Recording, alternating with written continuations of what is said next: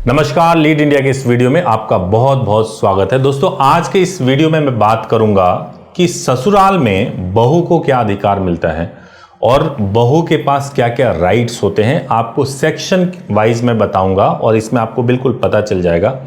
यदि आप महिला हैं तो जरूर इस वीडियो को देखिए, और यदि आप पति हैं तो जरूर आप अपने पत्नी को दिखाइए, क्योंकि वो खुश होंगी। उनके लिए गिफ्ट के जैसा होगा कि उनको कुछ राइट्स मालूम चले हैं और उससे उनको खुशी भी मिलेगी।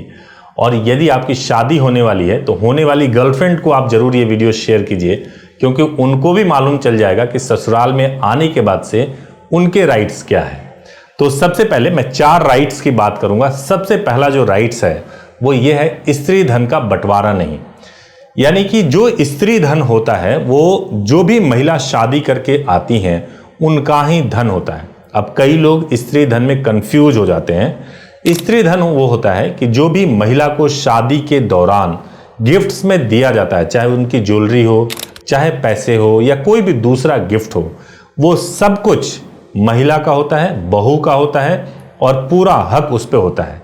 शादी हो जाने के बाद से अक्सर हम देखते हैं घर में कि ज्वेलरी को सासू माँ के पास रख दिया जाता है, रखा हुआ किसी के पास में भी हो, लेकिन वो धन जो है, जो जिसको स्त्री धन कहते हैं, वो केवल और केवल बहू का है। उसमें किसी भी तरह से बंटवारा नहीं किया जा सकता है। अगर कोई व्यक्ति स्त्री धन को छीनने की कोशिश करता है तो डोमेस्टिक वायलेंस एक्ट के सेक्शन 12 के अंदर यह एक पनिशेबल ऑफेंस है और इसमें सजा हो सकती है। जो दूसरा पॉइंट है, जो दूसरा राइट है कि ससुराल में साझा घर का अधिकार। कई बार ऐसा कहते हैं कि भाई हस्बैंड के नाम पे तो कोई घर ही नहीं है, तो बहू का भी कोई अधिकार नहीं है। लेकिन मैं आपको बता दूं कि मैट्रिमोनियल होम जो होता है, जहां पे शादी करके बहू जाती है, वो किसी के नाम से हो, किसी का भी हो, राइट टू रेजिडेंस उस घर में वाइफ को यानी बहू को मिलता ही मिलता है।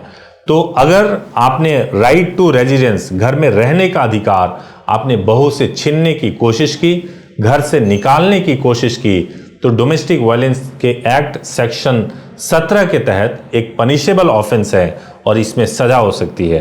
तो कभी भी जब आप घर जाएं, जब बहू जिस घर में भी रह रही हो, तो आप ये मान के चलें कि आपका घर है, चाहे आपके पति के नाम से हो या ना हो, इससे कोई फर्क नहीं पड़ता। तीसरा पॉइंट है मान सम्मान का हक। देखिए, एक लड़की जो कि किसी की बहन थी, बेटी थी, अब वो बहू बन गई है, किसी के घर चली गई है, वहां जाने के बाद से उसको पूरा हक है कि उसको पूरा मान सम्मान और प्यार मिले।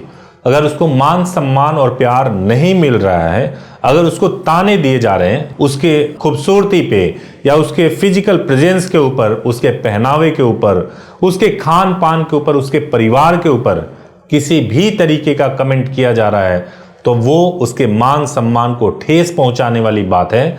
और इसको भी माना गया है कि वो महिला के साथ में एक डोमेस्टिक वायलेंस हो रहा है, और उसके लिए भी महिला अगर चाहे तो ना केवल अपने पति को बल्कि पूरे ससुराल वालों को भी कोर्ट में घसीट सकती है और न्याय पा सकती है। जो चौथा पॉइंट है, लास्ट पॉइंट है, जो बहू का अधिकार होता है, वो है भरण पोषण का अधिकार। देखिए, कोई भी महिला शादी करके आई है आपके घर में, वो बहू है उस घर की, पत्नी है उस घर की। अगर उस घर में उसका पूरा हक है कि उसको पूरी तरह से मेंटेन किया जाए, उस घर के सदस्य जिस तरीके से रह रहे हो, जिस तरीके का लाइफ स्टाइल जी रहे हो, उसी लेवल का लाइफ स्टाइल उसको भी मिले।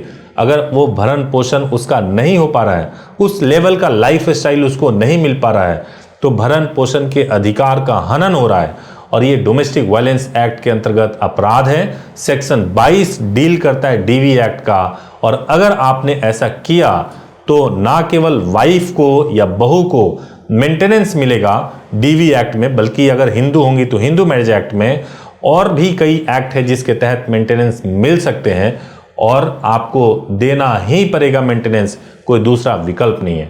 तो ये 4 राइट हैं जो ससुराल में बहू को मिलता है। उम्मीद है आपको समझ में आया होगा। अगर आपके मन में फिर भी कोई सवाल है तो जरूर पूछिए, अगले वीडियो में आपके सवालों का जवाब जरूर देंगे। Thank you so much for watching this video.